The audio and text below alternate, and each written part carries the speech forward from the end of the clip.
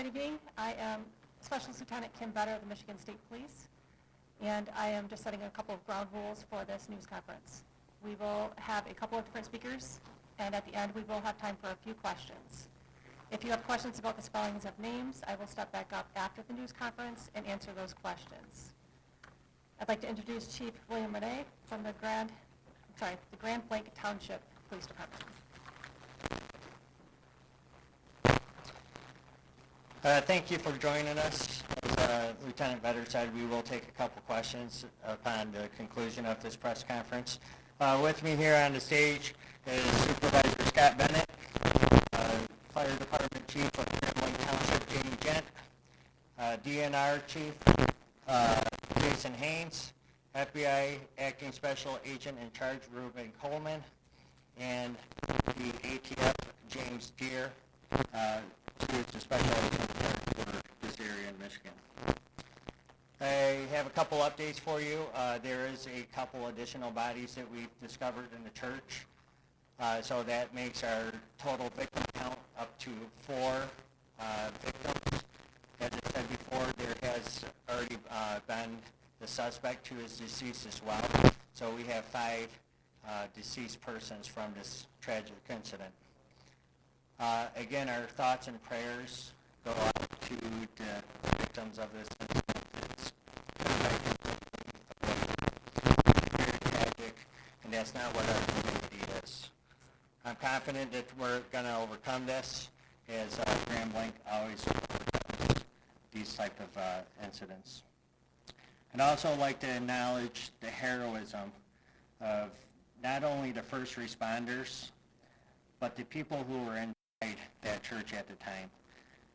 They were shielding the children who were also present within the church.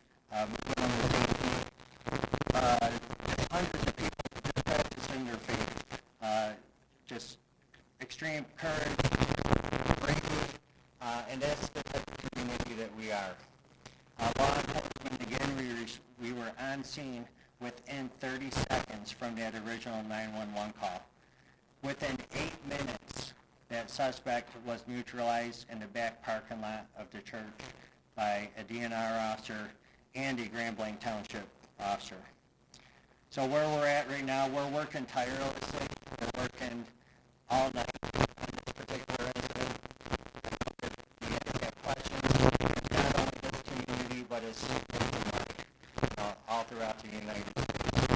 So we're working hand in hand with our federal partners. So I'd like to introduce FBI Agent Reuben Coleman to you, who he will give you an update on where he's at within the federal investigation. Sir.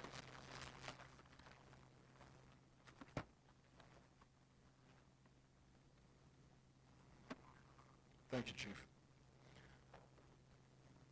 My name is Reuben Coleman, and I am the Acting Special Agent in charge of the State Field Office, which covers the entire state of Michigan.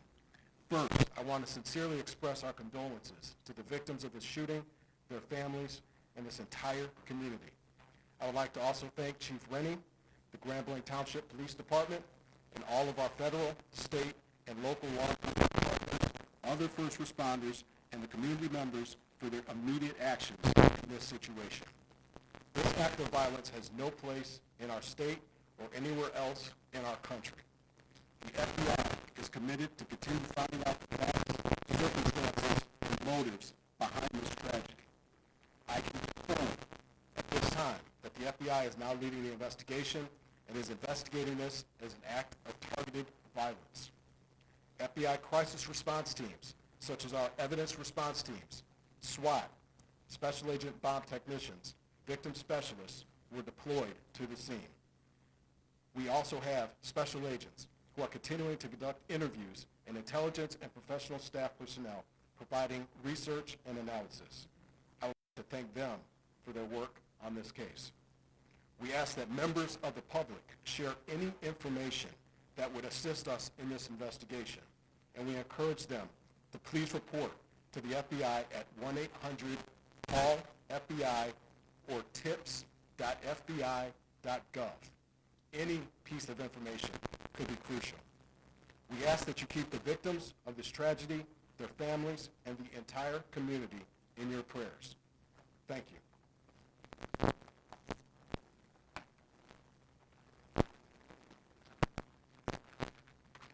Thank you, sir. The Michigan State Police continues to respond to several locations throughout the community as we receive additional bomb threats at other locations. Please continue to stay vigilant, and if you see something suspicious, say something. Call the FBI tip line or call 911 to report suspicious activity. This incident is an active investigation.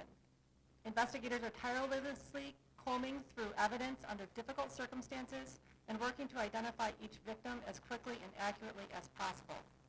The Family Assistance Center will be open from 8 a.m. till 8 p.m. Monday and Tuesday at the Genesis Conference and Banquet Center at 805 Health Park Boulevard in Grand Blanc. If you are still looking for missing family members related to this incident, you may call 248-705-7352 for assistance. The FAC is available to everyone in the community, victims, family members of victims, and community members seeking support who just want to talk. Trained counselors and victim services will be on site. We do not need volunteer counselors at this time, and we are not accepting donations of goods at this time. Please continue to monitor the Grand Blanc Township Facebook page for the latest updates. Once verified donation centers are made public, we will put those on the Facebook page. Also, the next update will be provided, update time will be provided on that Facebook page. And we'll open up to questions this time. Chief, has the church been cleared bodies and if you could answer for me, please. So as I said, we're working around the clock now. So we're working tirelessly to find additional bodies. So to answer your question, the entire church has not been cleared because it's a total loss due to the fire. So these first responders right now, they're in recovery mode. They're trying to fight through all the debris from the fire.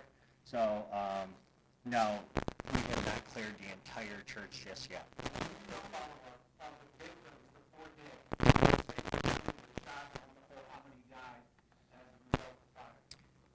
I could say this, 2 have been shot as a result, have been shot, 2 of the deceased. Do you know how many people are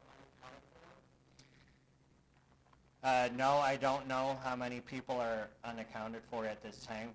We do know that there are some that are unaccounted for. Can you start with about how the fire started at the church? I will leave that up to the ATF agent here. The question again? How did the fire start at the church? For this incident, the fire started basically as a suspect. All indications on this investigation are the suspect used an accelerant of some sort, we believe gasoline, and lit the church on fire. Was it an IED you may have used? There are, at this point, I'm not going to comment on IEDs. I will confirm that there were some suspected explosive devices that were located. But as far as using them to initiate the blaze, I can't say that. This scene is actively being investigated by ATF. Most people don't know that ATF is the Federal Arson Police, and we have a team from across the country coming in, our national response team. It is a cadre of expert fire investigators that are coming here from across the country to investigate this scene and get to the cause or the origin and cause of this fire. Whether we saw that there was possibly a bomb threat at the Meyer Conference Center yesterday, is that connected to this? And is the home that we saw being searched over there the home of the suspect? Yeah, that's all still part of the investigation. Sorry, that is still all part of the investigation. We're still working to determine if any of that is related.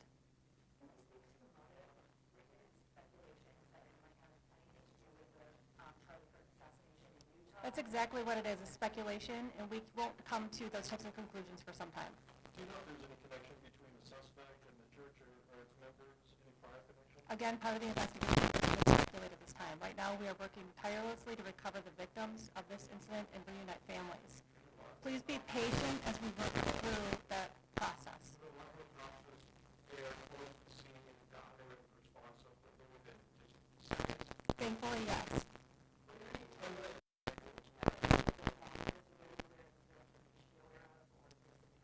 The community should remain vigilant, and anytime they see something suspicious, they should report it immediately.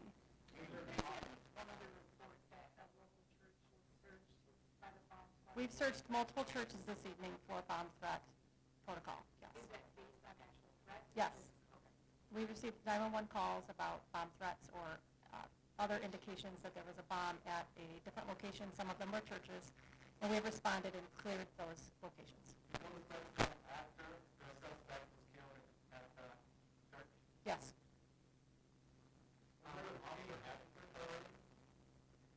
I think that's part of the investigation. Do you have a comment on that? Were those LDS churches where bomb threats were, or were those I can't, yeah, I can't answer that at this time. But. What else can you say about the suspect? You're not going to talk about it yet, but what else can you say anything about it at all? Right now, what we'd like to do is talk about the heroism that we saw today, the people who responded in such a valiant way to protect the others, both law enforcement, fire department, EMS. Everybody did an excellent job working together to keep people as safe as they possibly could. We stopped by Holy Family Catholic Church and there was many police presence there. Is this at all connected to one of those bomb threats that you're mentioning? Is it potentially connected to the incident today at the LDS Church? I don't have knowledge of that exact location. Okay. That's going to be all for questions. I thank you for coming and appreciate the assistance. Sure. Yep. I'm Specialist Lieutenant Kim Vetter, Michigan State Police. VETTER. V is in Victor. Any people just injured by fire, by burns? We're still working on that. Thank you. Yeah, thank you. Still just 8 people in the hospital? James Deere, D-E-I-R. D-E-I-R. Okay, any other spelling? That's the only other questions we're taking. No?